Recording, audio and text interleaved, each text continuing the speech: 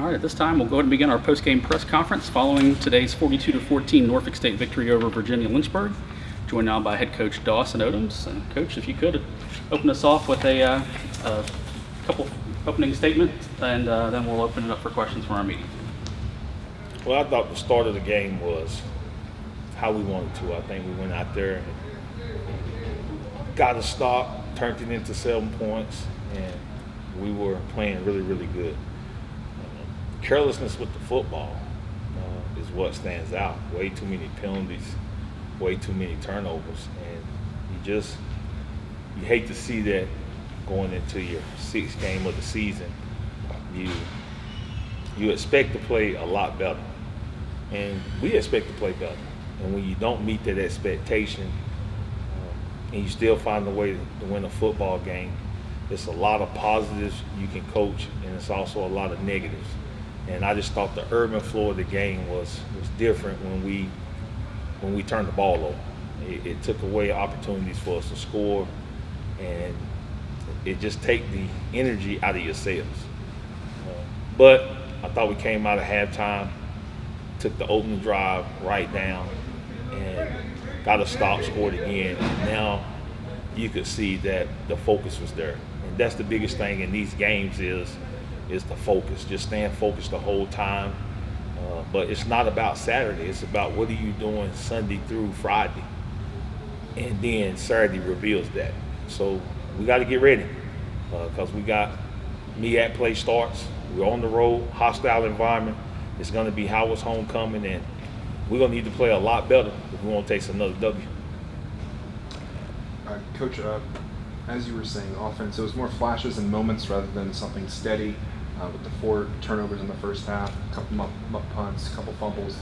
How concerned are you about that, and what do you have to do to address that, especially knowing you got the MEAC play coming up? I mean, it's focus, and a bus is not coming with more players on it. We got to get the guys that we have locked in and playing better. If not, that's what we go face. You can't play down to the team that you're playing. That killer instinct, we don't have that, and that's tough. And it's tough to get that without an off season together. Some of those things are created from an off season, and just implementing certain things in the process that creates that. And again, this is a football team that we picked up on in May, and we didn't really start the football team until July. So it's a lot of missing pieces, and it's a roller coaster. We be up, we be down, but one thing about it, we keep playing. We got some playmakers, but our good guys can't be the ones to cause us issues. Our good guys got to outplay their good guys, and when they do that, then we got a good football team. What would you say the progress report is on the defense at this point in the season? I mean, we start to run. That's going to give us a chance. Unless somebody want to throw it 50, 60 times, I'm okay with that. Because I think we got enough guys that can get after the quarterback, and we're good enough to get off the field against the pass. But run defense, I think nationally we're giving up about 103 yards. So we haven't really given up one 100-yard rushing. That gives you a chance. And at the end of the day, you got to keep people out the end zone. They doing that. They forced, I think, 2 turnovers on defense, which is something they've been doing here down the stretch, and had our hands on some other balls that we didn't get. But I really think that we're getting better at the right time. And it's a lot of stuff we're doing to try to keep it simple for our guys so they can play fast. So we ain't gonna reinvent the wheel. What you saw today is what you're gonna see. That's who we are. We just got to shore up our tackling a little bit better in instances and get off the field on third down. I don't really know what they were on third down, but they were 3 of 15. So that's not bad. So if we can get off the field on third down, we think we got a chance to play really, really good football. I know you're pushing for 30,000 in the stands today. Didn't quite get that, but how did you kind of take in the atmosphere of your first homecoming here? What was the attendance? 16,000. To me, that's not a good homecoming.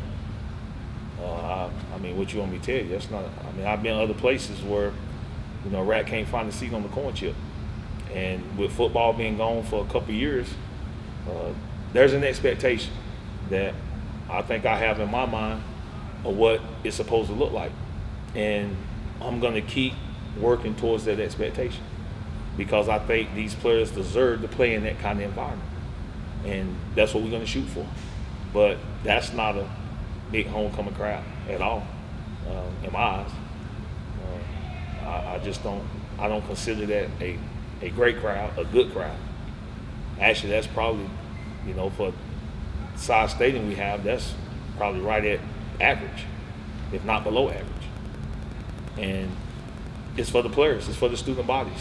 Every ticket you buy is for the betterment of the program. If they want to see it grow and get better, then you got to come inside the stadium.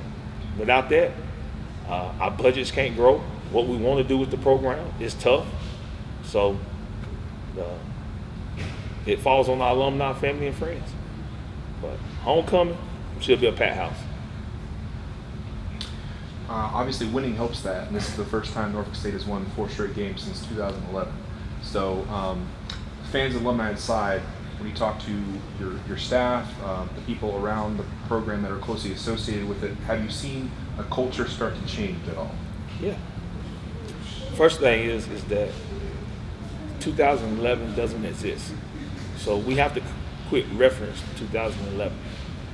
And to my knowledge, that doesn't exist. And that's unfortunate for that team because those guys played and earned something that was taken from them.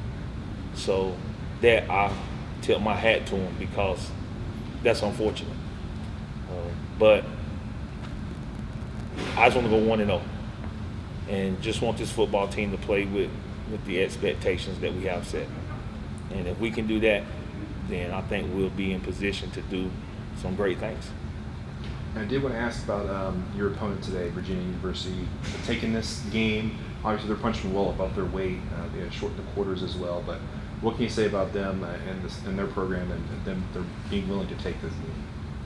They're a starter program. They're trying to get their program up and running. And again, it's the same reason we got to play Toledo and Wake Forest. You got to play those games when homecoming you get 16,000. So you got to make money somehow. And if people don't understand that, come see me. I tell them. I don't mind telling them that we got to make money. And whether we're going to make it with them buying tickets or whether we got to play Power Fives and Group of Six. But somehow, this game is not free. It's not free to travel a football team up and down the highway. It takes funds. And if winning doesn't provide the funds, what will? If being in the hunt, hopefully in November, doesn't provide an opportunity for you to come and watch these guys play, what will? You can't wait till we go somewhere else and give all the money to somebody else. We got 4 home games. And I understand why Virginia Lynchburg is doing it. And their startup program, they're trying to get their program up and it requires funds. So they're going out and have to play these games to try to make ends meet. All right. Thanks, Coach. We continue along with our post-game press conference now. We're joined by center Colby Bird and linebacker Marquise Hall following the Spartans' 42-14 win over Virginia Lynchburg here today. We'll go ahead and open it up for questions. Colby, what did you guys focus on during the bye week? Just locking in every day, every week, making sure all the little things is very technical. Just make sure we get every little thing right. From your perspective in the offensive line, how do you kind of evaluate where you guys are at right now? I think every game, every week, I feel like we're getting better. We grow a little more. We find something else about ourselves that we can improve. And it's just every week. That's what we got to do, just to get better and find something that we can improve on that. Same thing for you, Marquise, on the defense. Obviously, you guys are allowing a lot of yards and points, but you guys face some tough opponents. But where are you at in the process right now of getting that defense locked up?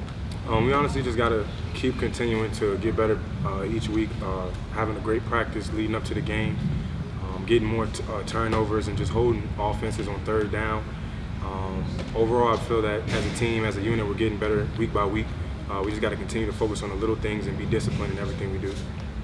Colby, what do you guys have to do and really key in on to prepare for MEAC play?